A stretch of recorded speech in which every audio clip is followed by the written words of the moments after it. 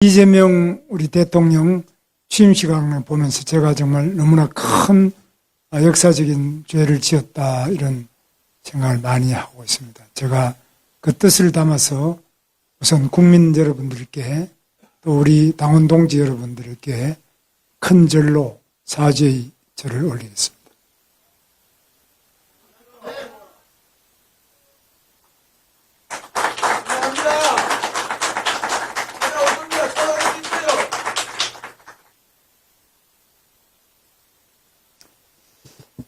저는 이번에 이 선거를 하면서 그리고 정말 국민들이 대부분이 원하지 않던 이재명 대통령이 오늘 취임을 하게 되는 과정을 보면서 역사는 이렇게 가는구나 생각하고 제가 왜 이렇게 되었을까를 깊이 생각을 해봤습니다. 첫째는 우리 당이 지금 민주주의에 대한 기본적인 이해와 신념, 그것을 지키기 위한 투철한 사명이 없기 때문이라고 생각합니다. 그것이 바로 계엄이라는 상상할 수 없는 일로 나타났습니다. 저는 지금 이 시대에 계엄이 왜 필요했는지, 그것이 무슨 결과를 가져왔는지 이미 다 판명이 났습니다. 그런데 그걸 우리 당이 그 계엄을 했던 우리 대통령을 뽑았고 또 우리 대통령의 뜻이 당에 많이 일방적으로 많이 관철된 것에 대해서 깊은 자성이 필요하다고 봅니다. 앞으로 절대로 이런 식의 계엄은 다시는 있어서는 안 된다. 그건 뭐 어느 당이 뭐라 그런다 이런 것이 아니라 우리 스스로도 이건 아니다. 정치라는 것은 목표도 중요하지만 그 수단이 매우 중요한데 전혀 적절치 않은 수단을 이렇게 쓰게 되도록 우리가 그냥 말릴 수 없었던 것. 또 그것을 제어하는 힘이 우리 내부에 없었다는 점에 대해서 매우 큰 문제가 있다고 저는 생각합니다. 그래서 민주주의의 가장 기본이 되는 것에 대해서는 양보할 수 없고 타협할 수 없고 단호한 거부와 또 때로는 단호한 그 수단의 선택이 필요한데 이 부분이 가장 큰 문제라고 생각합니다.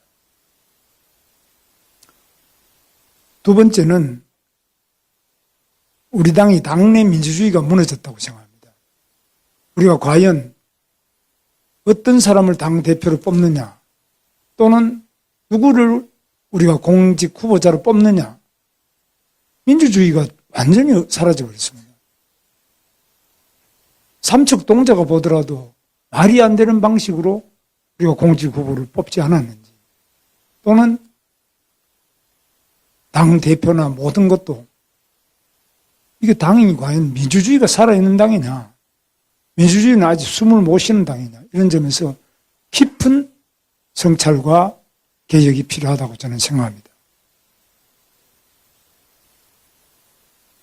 두 번째로 우리 경제와 민생에 대한 우리 당의 투철하고 확고한 자기 역할이 필요한데 이 부분이 지금 사실 민주당이 이제 경제는 민주당이다 이런 이야기를 하는데 뭐 있을 수 없는 이런 포스터가 의원회관에 붙어 있는 거 보고 저는 굉장히 놀랐는데 그동안에 제가 당을 알기로는 경제는 당연히 국민의 힘이다. 아주 뭐 너무나 분명한 구호였는데 지금은 과연 국민의 힘이 경제를 제대로 하느냐? 민생이라면 국민의 힘 아니냐? 딴 거는 몰라도.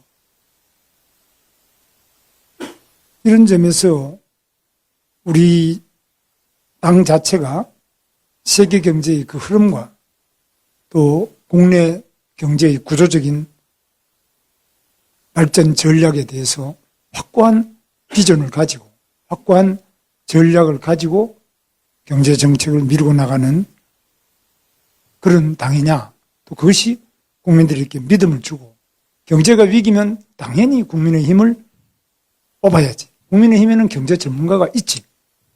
그 사람들은 경험과 실적이 있어서 그분들이 맡으면 경제는 살릴 거야. 이런 어떤 확신을 주고 있지 못한 거 아니냐. 세 번째는 외교 안보에 대해서도 마찬가지로 지금 핵무기와 한미동맹, 각 한미일 외교 또는 여러 가지 외교 부분에서도 우리가 확고한 우위를 주고 있느냐.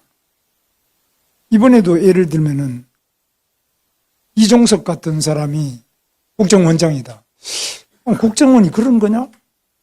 국정원이 북한의 내재적 접근 방식을 통한 이미 다 검증된 이런 사람이 국정원장을 하는 게 맞느냐? 저는 굉장히 불안하고 의구심이 많이 들었습니다. 야, 벌써 시작이구나. 국무총리 김민석도 마찬가지입니다. 이 사람들이 과연 우리 대한민국을 통합으로 가져가느냐? 대한민국을 어디로 가져갈 거냐? 저는 굉장히 불안합니다. 여기에 대해서 그러면 누가 이것을 제대로 대안으로 제시하고 바로 가져갈 수 있느냐? 이건 국민의힘 외에는 없지 않습니까? 공무원은 절대 알아도 말을 안 합니다. 결국 남은 게 기업도 말 안 하고 공무원도 말 안 하고 그렇다고 뭐 사법부에서 말하겠습니까? 국민의힘이라는 정당밖에 없는 거 아니에요. 그럼 여기서 과연 명확한 인식을 가지고 명료하게 다른 대안, 확고한 어떤 비판을, 대안적 비판을 하고 있느냐. 저는 굉장히 한번 생각해 봐야 될 점이 있고 이런 점에서 우리가 깊이 좀 돌아봐야 될 점이 있다. 그리고 무엇보다도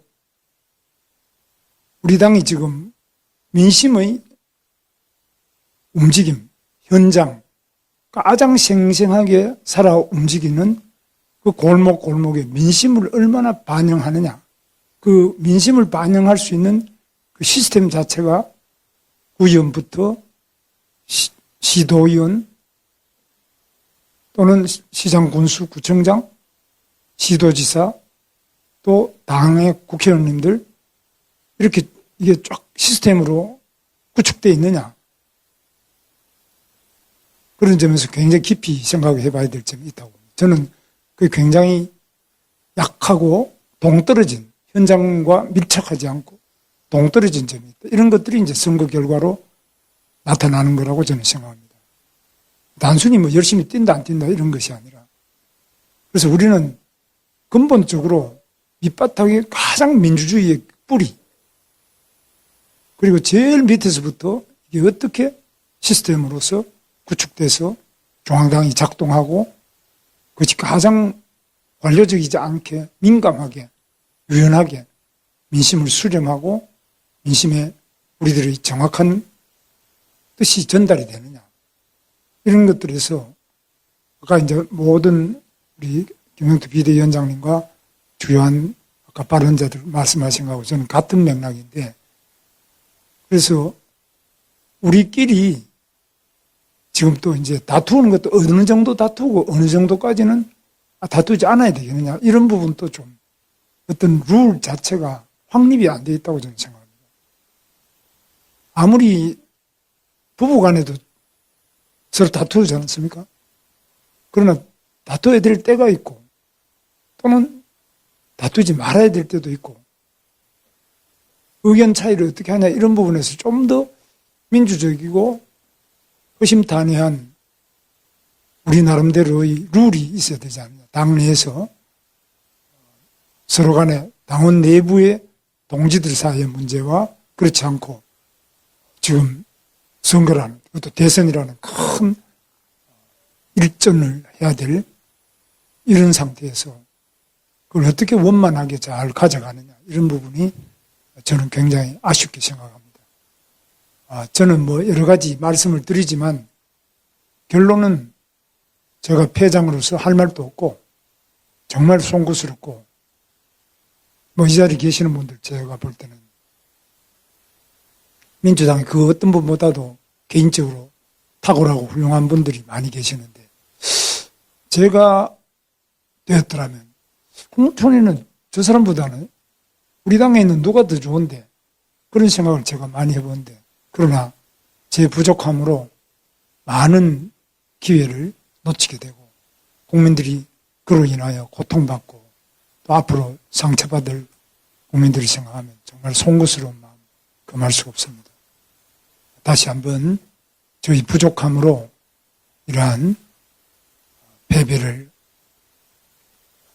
안겨드린 부분에 대해서 용서해 주시고, 다시 한번 이 절망하는 우리 국민들에게 우리 모두가 심기일전해서 대한민국에 그래도 희망이 있다. 비록 우리가 패했지만은 희망이 있는 대한민국이라는 것은 국민의힘이 있기 때문에, 국민의힘의 목소리가 있기 때문에, 국민의힘의 여러 우리 지도자들이 계시기 때문에 우리 국민에게 그래도 정치의 희망, 나라의 희망, 경제의 희망, 민생의 희망이 있다는 그 마지막 희망이 될 수 있기를 기대하면서 저는 다시 한번 우리 당원 동지 여러분과 또 국민 여러분에게 깊은 사죄의 말씀을 드립니다. 감사합니다.